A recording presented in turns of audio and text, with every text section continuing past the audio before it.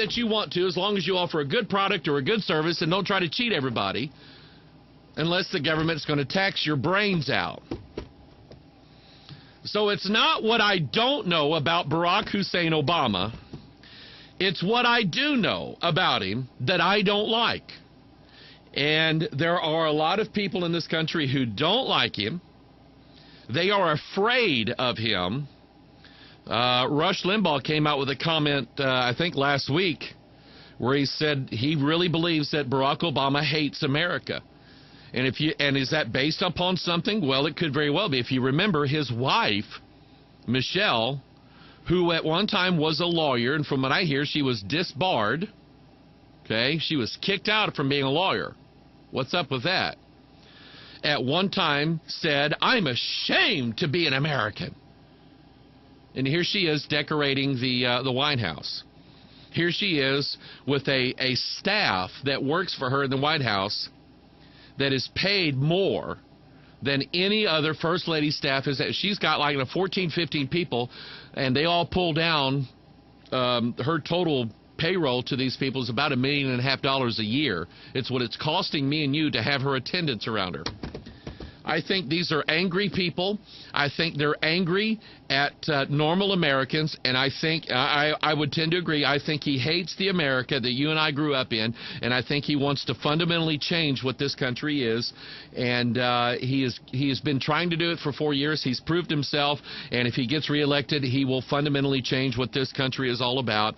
And again, it's not what I don't know about Barack Obama. It's what I do know about him that gives me cause to fear. There's a couple things that were left over from Tuesday's Watchman. I recorded the Watchman today. I still got it in my mind. And I remember I had tasked some of you with trying to guess in the book of Galatians, or try to find out in the book of Galatians where astrology is talked about. And everybody that sent something in, they got it right. You got it right. But anyway, in Tuesday's Pastor Mike Online broadcast, we ended up talking about certain issues and so on. I didn't get to some of the graphics and some of the pictures that people sent me. Somebody sent me this. Let me eliminate the lower graphic. By the way, if you want to write me an email during today's live broadcast, ask me a question, or give me some kind of evil comment, you can send it to pastormikeonline@gmail.com. Here is Beth Moore with a new book called Get Out of That Pit, a straight talk about God's deliverance. And she is hooked up with some kind of ministry called Engage in Truth, and they sent this to me because of the logo that they have here, which is the blade, okay, or the pyramid, or the compass, or wherever and we see these all around. We're starting to get used to seeing these logos everywhere, and it just kind of makes me curious. Here is somebody pointed this. This is Franklin Graham's Samaritan's Purse, and if you were to just look at only the logo, it looks like every other New Age occult symbol in the world. That's what it looks like. And you don't have a full circle and a cross here. I mean, just look at it for what it is. You have two half circles, and they are symmetrical. They one is above and one is below. You have the whole idea of the sons of God, the daughters of men, and they are mingling together where? They're mingling together in the chromosome. The X chromosome, where your DNA is stored.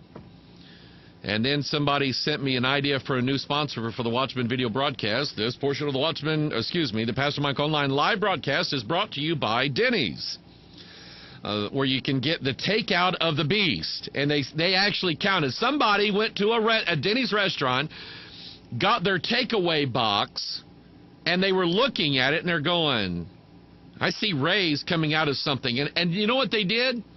They counted the number of rays that were on here. And they said, Pastor Mike, there's 32 rays coming out of here, just like you showed on your... I got people counting food boxes, looking for strange symbols and logos.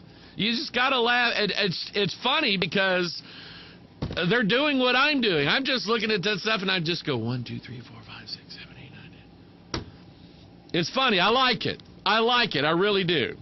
So that's going to be one of our new sponsors at the Pastor Mike Online live broadcast. And then, let's see here. I wanted to read some news articles here. That's why I had this pulled up. Let's see here. This is from Fox News Radio. Chick-fil-A president says company opposes gay marriage.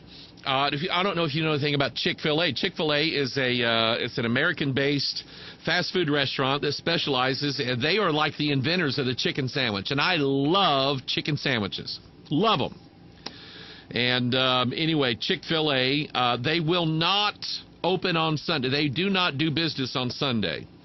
And I think that's admirable. The president of the company apparently is a Bible-believing Christian. I don't know anything about him other than his business practices, and I like it.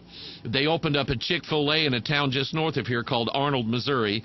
And when they opened it up, before they opened it up to the general public, they sent an invitation to all the pastors and ministers in the area.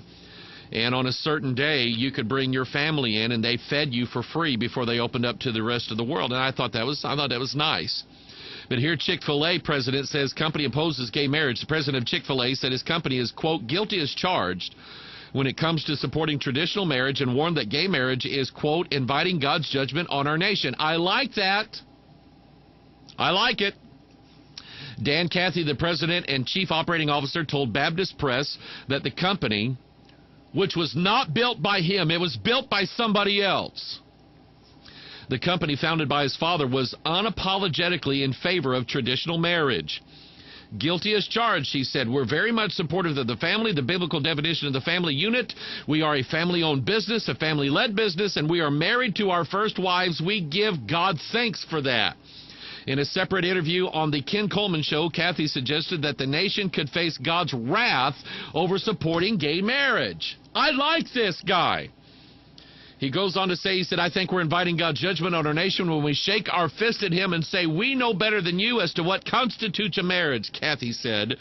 I pray God's mercy on our generation that has such a prideful, arrogant attitude to think that we would have the audacity to try to redefine what marriage is all about. You know what I say to that? I say to everybody, go eat more chicken. Go to Chick-fil-A and buy all of their food and tell them you support what they stand for. Thank God. And I want you to get this. Apparently, now just for I don't know the business things of Chick-fil-A, but apparently, according to their statement, they are still a privately owned corporation. And here's the difference. When you take a privately owned company and you turn it over to the I can't even think here. What is it you do? You go public with it. You're going to sell stocks on Wall Street. You're going to have a publicly owned corporation whereby a family member retains a majority of the stock, but everybody else gets a say in it. That means there's a stockholders meeting. That means that if the majority of the stockholders don't like your position and don't like what you're doing, they can ruffle your feathers and they can force you into it. Chick-fil-A apparently is still a family-owned, privately owned corporation, which means nobody can boss them around. And if you don't like what they said, don't eat their chicken. I like what they said. I'm going to go eat their chicken. And I just happen to like chicken anyway. Rick Warren is trying to get noticed again. You know, I kind of think Rick, I feel sorry for him. I feel sorry for Rick Warren because I see Rick Warren as a guy that as a child, no one paid any attention to him. And he was always, as a child, in everybody's face. Do you like me? Will you pay attention to me? Hey, do you still like me now? I think that's Rick as a child. Rick Warren is all about getting noticed. And so this whole remember the last time, presidential election? Every eye was focused on Rick Warren. So he has Barack Hussein Obama, and he basically coaxes Barack Hussein Obama into lying from his church saying, I don't think I really have, I think that's a decision that's higher than me about whether or not sodomites should be married. He lied. He wasn't telling the truth. And now Rick Warren schedules 2012 Forum. And no, they're not going to be at the Studio 2012 here at our top secret broadcasting bunker. Rick Warren schedules 2012 Forum with Obama Romney. Pastor Rick Warren is looking to reprise the high profile. That means everybody's looking at me. He held in 2008 with then Senator Barack Obama and Senator Joe McCain, this time with Obama Romney. Warren, evangelical pastor at Saddleback Church in California, announced the plan for Monday during a conference call with reporters. Though the exact date is still to be determined, Warren said he is eyeing the week of August 20th and has been in touch with senior officials from both campaigns who have expressed their interest in participating, though no formal agreement is in place. And it just kind of makes you wonder whether or not, now, just ask yourself this question, okay? And I'm not trying to pat myself on the back or anything like that. But ask yourself the question, if Obama and Romney were to have a forum at Bethel Church, what questions should I ask them? In fact, I'm going to put that out to you. You send me an email or send me a tweet or whatever, and you tell me what questions I should ask Mitt Romney and Barack Obama if they were to hold a forum at Bethel Church in Studio 2012. Okay, so I'm going to wait for your emails to come in. What questions should I ask Barack Obama and Mitt Rama? What questions I should ask them? All right, and I'll wait for your emails. Then there's one from the Mail Online from the UK. Almost Human, the robot called Face, who can display dozens of lifelike emotions and is based on one of the researchers' wives. That's grotesque. You bet. Has anybody ever seen the movie The Stepford Wives? You ever seen this movie? Okay, I haven't seen most of it. I know a little bit about what it's about. It's about this little subdivision, neighborhood or whatever, where all the women in this place are robots. And all the men are human, and all their women are lifelike robots. Okay? Apparently these men hate real women, and so they made robots that will do whatever they want them to do. Get my drift? So this guy makes a human-like robot that has facial expressions, and her appearance is based upon one of their researchers' wives. That's sick. Scientists are getting ever closer to designing a robot which can pass for a human. While we're not quite there yet, roboticists from the University of Pisa have brought us even closer with Face, F-A-C-E, a robot who's able to display very lifelike human emotions, ranging the whole gamut from happiness to sadness and where have you been? Why would you program a robot to look at you the way your wife looks at you? I don't understand. Building on 30 years of research, the robot uses 32 motors in her face to simulate different expressions, and in doing so brings us closer to the uncanny valley, the point where a robot looks almost realistic enough to pass for a human, but robot enough to not freak us out. Oh my goodness. I can't deal with it anymore.